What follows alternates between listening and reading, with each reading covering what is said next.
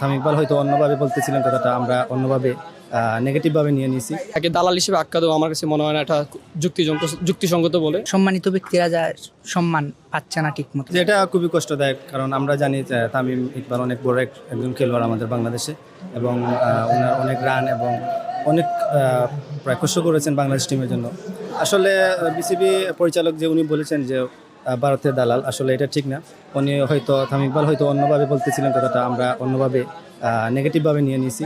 So আমি as a cricketer fan হিসাবে আমার এটা খুবই কষ্টদায়ক ব্যাপার। কি বলেছে আপনি শুনেছেন?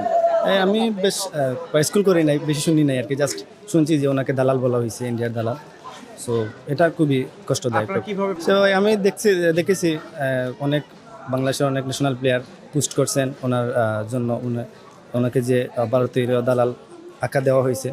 সো আমার মনে হয় সবার জায়গা থেকেই প্রতিবাদ করা জরুরি এজ এ ভালো একজন ক্রিকেটার হিসাবে বাংলাদেশের। এক্সট্রিম মশার কয়েল প্ল্যান্ট ফাইবার দিয়ে তৈরি, ডেঙ্গু চিকুনগুনিয়া বাহি সহ যে কোনো মশার বিরুদ্ধে দেয় এক্সট্রিম সুরক্ষা। তোমার জানাচ্ছি যে একজন প্লেয়ার হিসেবে তার অভিমত জানাতেই পারে, তবে এর জন্য তাকে দালাল হিসেবে আখ্যা দেওয়া আমার কাছে মনে হয় না এটা যুক্তিসঙ্গত বলে। আপনারা জানেন যে বিগত অনেক বছর ধরে সে বাংলাদেশের হয়ে খেলতেছে, অনেক তার অবদান অনেক কিছু। সে অনেক সময় হেকার দিয়ে অনেক সময় খেলেছে, একলা সে ম্যাচ জিতিয়েছে। তার আমার কাছে মনে হয় যে এরকমভাবে কাউকে ডিরেক্টলি কাউকে এরকম কিছু বলা ঠিক না। আমার কাছে মনে হয় এটা অনেক ভুল হয়েছে। আসলে এটা আমার কাছে মনে হয় যে আমি পার্সোনালভাবে বলতে চাই এটা ঠিক না। আসলে এটা এফেক্ট পড়ে একটা প্লেয়ারের উপর। যেহেতু আপনি যদি দেখেন যে ওয়ার্ল্ড জাতীয় দলে খেলা একজন প্লেয়ার, ওনাকে তারপর অনেক অবদান সাকিব, মাশরাফি এবং তামিম, ওনাদের অবদান সারা বাংলাদেশের মানুষ জানে। তো আমার কাছে মনে হয় যে এরকমভাবে কাউকে বলা ঠিক না, এটা একটা ভুল। এবং কাউকে ডিরেক্টলিভাবে দালাল হিসেবে আখ্যা দেওয়া ঠিক না, কোনো প্রমাণ বা কোনো ভিত্তি ছাড়া। এটাই।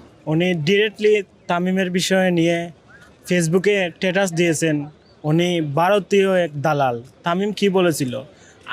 বিসিবিকে বলেছিল তামিম আইসিসি থেকে প্রায় 90-95% ইনকাম আছে বিসিবির বোর্ডে। তাহলে ওইটা বিসিবি মাথায় রাখার জন্য যেন যে ওয়ার্ল্ড কাপে বাংলাদেশ টিম যাইব, এই জন্য বলতেছে। তামিম একটা কমেন্ট করছে, ভারতীয় দালাল বলা ওইটা কিন্তু খুবই দুঃখজনক।